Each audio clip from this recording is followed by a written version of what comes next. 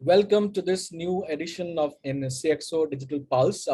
Today we have Subir Sarvabaidya from Mastering BV CEO. Uh, Welcome to the show, Subir. Thank you. Thank you for having me here, Saptarshi. Yeah, I just to correct you there, I'm the India CEO of Mastering BV, not the global CEO. That's Yeah. right.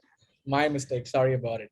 Thank Yeah. you very much, Subir, for joining this session. It has been a great. I would really thank you for the time spare. I know your busy schedule, but you made some time to make to this session. So this will be completely on the transformation journey that we now see. As you know that recently we have just come out from a phase where we are now in a situation where we can say, okay, I think we are done with that crisis which we had. Now we want to go forward.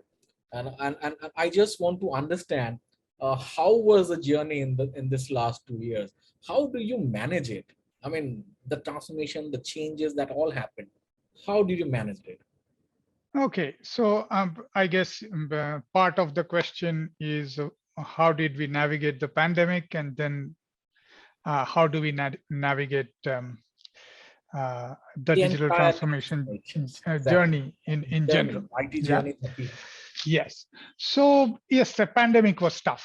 Nobody saw it coming. It was tough. It impacted us in many ways. It wiped out the pipeline of our customer engagements as we knew it, because the physical engagement suddenly became digital. And the digital engagement at the beginning was not very serious because it was more exploratory than transactional. Mhm. So it has its own share of challenges, which I believe is nothing different from other businesses that are navigating the same pandemic. Yes, I would say the advantage of, if at all, if any, that the pandemic brought to the fore is it drove home the message that digital is paramountly important. And if you see of the things, of the trades, of the skills, of the products that have really shot up in growth in this period are to do with digital experience, digital processes, transformation, everything digital practically. So yes, it drove home the point that digital is a reality that you need to recognize, and you need to build your business around that. Mhm, mhm. Right. Now coming to the core question about digital transformation. My company is a producer of business to business digital software. So I have the good fortune of having a ringside view, because I work with a number of different organizations, companies who adopt our software as well as software from other companies in digital transformation. Mhm. So what I have realized or come to understand over time, and digital transformation is not really a magic wand that a wizard waves on an organization and things Right. change and suddenly starts looking rosy and your operations become more efficient and your response to your customers become much better. Mhm. It doesn't work like that. It's Mhm. a tedious process that that a business has to. It's a journey that a business has to go through, Mhm. and where the business primarily uses technology as an enabler. Mhm. Um, And as I have seen it, if I see common threads between all kinds of digital transformation efforts that I have seen, Mhm. it focuses on 4 areas. One is better empowerment of employees, which is Okay. getting more access to information to employees through Yes. intranets and other mechanisms, giving employees access to more automation. I can see my pay slip online, I can submit my IT return online, things like that, Mhm. which is all about employee enablement and empowerment. So that Right. has been a big focus area. The second would be, and the most important probably, is how do I engage digitally with my customers? Right. And that became extremely important to more physical businesses like retail. So that kind of acquired center stage about placing digital technologies into the customer journey. Mhm.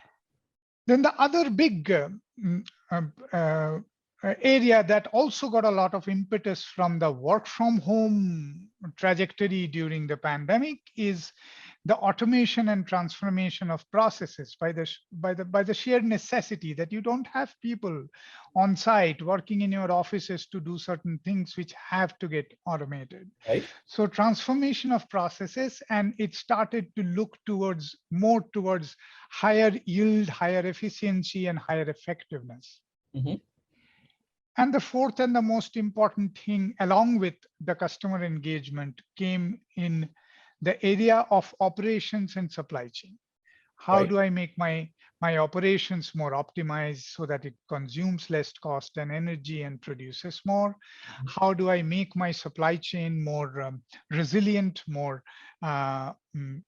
adaptive of digital technologies, more transparent, um, uh, uh, more agile? So those are the four areas, or as I call it, the magic four, that became important in this phase.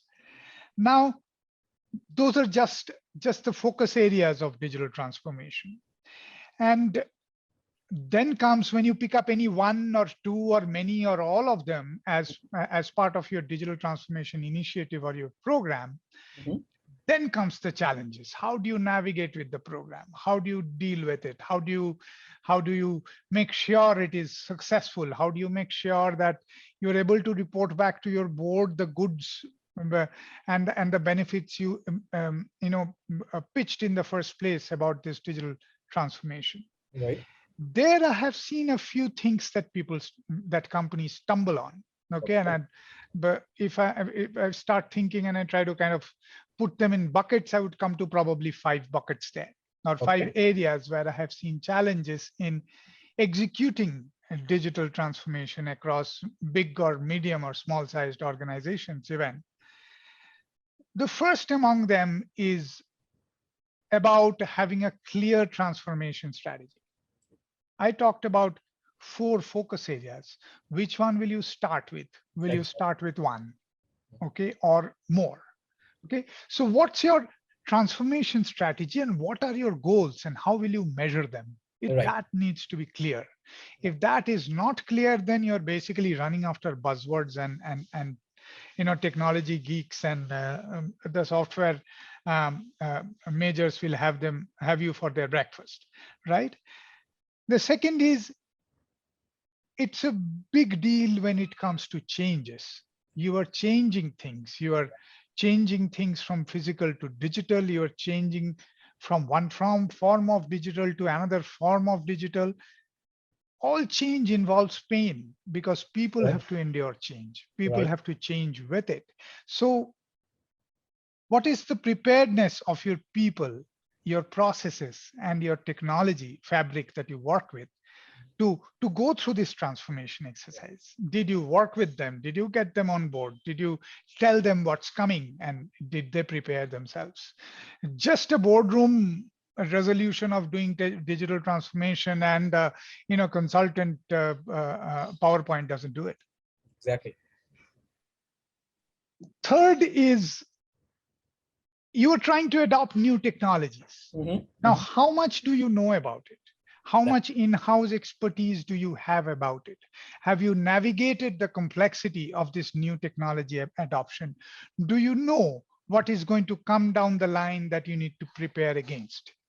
For example, if you are taking your customer experience as digital native, you're going completely online. Have you thought through the security issues? Right. Right. And if you didn't, then you would be surprised, like Microsoft got surprised in an attack of their Exchange servers across the world. Okay, which were triggered from M365, which is the digital customer exchange platform. So that is navigating the complexity of the technology landscape. And among all of these, it requires you as an organization to have a strategy to manage change. At least a full-time organization that focuses on managing this change, making it easy for the employees, for the organizations, continuously giving a sense of visibility, a sense of being in control to the leaders, to the board, etc. So these are all about how to do it. And the fifth one that I'm going to talk about is how it is getting done. It's the adoption. Mhm. You decided you will change. Correct. You decided you will change customer service from physical to digital. You changed the technology of your call centers and the technology of your IVR. Okay, but are your businesses adopting this change, Change. Absolutely. or are they lagging behind? Is your program management keeping pace with your digital transformation strategy and execution roadmap? And if that doesn't happen, the rubber doesn't meet the road. And if the rubber doesn't meet the road, beyond a point, it becomes a pointless boardroom exercise of putting up some numbers and catching up with it. Absolutely. Okay, so that is how I will put it in terms of what I have seen. Yeah, as I said, the pandemic probably brought all these issues to the forefront, which were a back burner before. But yeah, we collectively as industry and its leaders learned a great deal from it. Yeah, back to you. Yes. I mean, Subir, in fact, I had a couple more questions, and believe me, you answered in this segment only. Because, and you mentioned it so well. I mean, you talked about process, you talked about technology adoption. I mean, these were something I was about to tell you. I mean, these are the basic things when we go for a change. Right. I mean, first of all, it's always says that a company who runs with a very strong and robust or agile process, the company really succeeds, and that's very, very important. And that's a very critical point that you mentioned, and that's very important. And second, you said is adoption. How is your own team adopting to the change? That's very, very key. But that's a beautiful thing which you mentioned. Now, I just want to ask you, when this thing all happened, this entire scenario changed in the entire global, I mean, globally changed so dramatically that really companies were really having a tough time to really adopt to this change. How would they do it? But few came up very strongly. And of course, as we know, a lot of companies are now going digital. They're focusing on the software, the technology, the networks. They're pretty secure in that. And also, they're secure. Few of them were very able to really adapt to those changes, but some company or some organization had some time, because of course they had a legacy system in the architecture. They had to migrate that to or upgrade that to the new system, and then go forward. So when you had this, so is there something that really had a problem where there was a lag, or you were able to do it very, very efficiently? Was the transition very smooth for you when this thing all happened? Okay, so again, I have the advantage of being from a technology company. So as a technology company, we are supposed to practice what we preach. So I will take ourselves as an outlier for this question, and I'll try to again answer this question from my ringside view, from how I see my customers handling it. So the core question you are asking is, how are companies navigating this change, and how are they measuring their success? And some are doing better, some are doing not so well. And how do you get a sense of that? I mean, who is good and who is bad, and who's a top tier and who's a middle runner, so on and so forth. So the first question to answer there is, what is the role of IT or digital in your business? Yes. Right? If you are a MasterCard or a Microsoft or a Meistering, which is us, digital and technology is at your core. That's correct. Their measurement is much more complex. Right. Because the traditional measures don't apply. I'll come back to that later. But if you are a Walmart, Walt Disney, or Wells Fargo, for example, yeah, IT is a critical and core enabler, but still an enabler on the side. And if you are a Pearson, the publisher, the largest publisher arguably in the world, or a Peugeot, the automotive manufacturer, or a Pfizer, the pharma company, IT is a very important support function. It's a support function. Right. Okay. But regardless of the importance of IT in your business, its effectiveness, IT or digital, its effectiveness is always looked at with a few lenses, and I can mention, say, 3 of them. The first one would be, what is it? What is the role of this function or these initiatives in running the business? Right. Second would be, what is the role of this function in changing the business? Mm-hmm. Right? How do you run? How do you manage run versus how do you manage change? Mm-hmm. And the third would be, how does this function itself continuously reinvent itself, manage its own change, keeps itself ahead of the curve, keeps itself ahead of obsolescence, and gets rid of non-value added investments, non-value added technologies. So how does this function govern itself? Mm-hmm. Okay, so these 3 lenses are put upon this function all the time. So they're always under tremendous scrutiny, right? And each of these lenses have their own measures, right? Own set of measures. But what can be a common thread among all these measures are primarily a few. And again, they're not very fair, but there are a few. One is the cost of it. And there everybody asks, is the cost going down? Right, right. That's the key area. Second is the value of it. And everybody asks whether the value is going up, right? Exactly. And the third is the role of this function in enhancing the value of the business. Correct. And while the cost of it is expected to go down, the value of it is expected to go up. So these mixed expectations of measurement criteria that is quite common across businesses makes the ROI question for IT and digital initiatives quite complex. Right. Right. I don't know whether I answered your question. Or no, absolutely. This is exactly what I was looking for.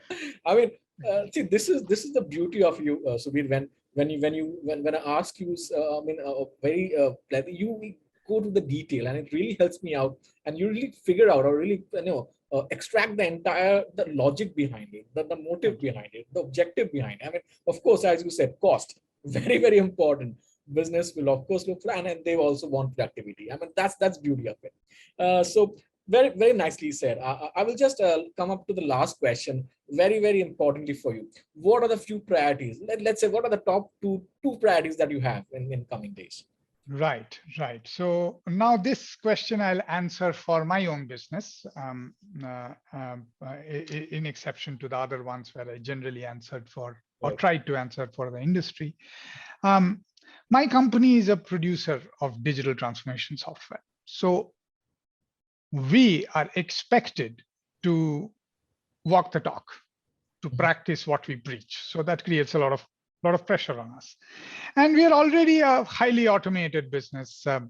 We are cloud by native, digital by native, mobile first, and all of that by design from day one, because we are a technology company of the 2020s. So for us, the near term, the next 1 to 2 years, near term objectives are about increasing our agility in products and services. Okay, so that we can generate, say, I'll give you an example, we can generate updates more frequently. Correct. If a customer sees a bug, we can fix it faster, right? So for that, we need to invest more and engage more in automation and digitization of the classic DevSecOps area, which is paramountly important to us. That's the near term, yeah, because that's where we are trying to get better in the near term. And in the longer term, we are focusing on becoming more forward-looking or predictive in nature, so that we can harness the data generated by our own business, our own production processes, our own customer support processes, and use that data to stay ahead of the curve, understand what the customer is requiring and how is my product roadmap meeting that, What are the key pitfalls in my customer support and how am I solving it ahead of the customer asking me to? So the aspiration is to remain ahead of the curve, and hence the focus there would be in assimilating and all the data that my own business generates and use that to get this predictive directions and harness it back to the business. I mean, this is awesome. I mean, this is exactly. I wish you all the best for the aspiration that you have carved out for it, and I really look forward for it. We'll be talking more in upcoming sessions. I'm sure there'll be never ending. I mean, there's so many things happening in the world, so we'll be coming up soon. But thank you very much for the time today. I really look forward to talk to you again in coming series. I'll definitely let you know. And thank you very much. Have a very good day.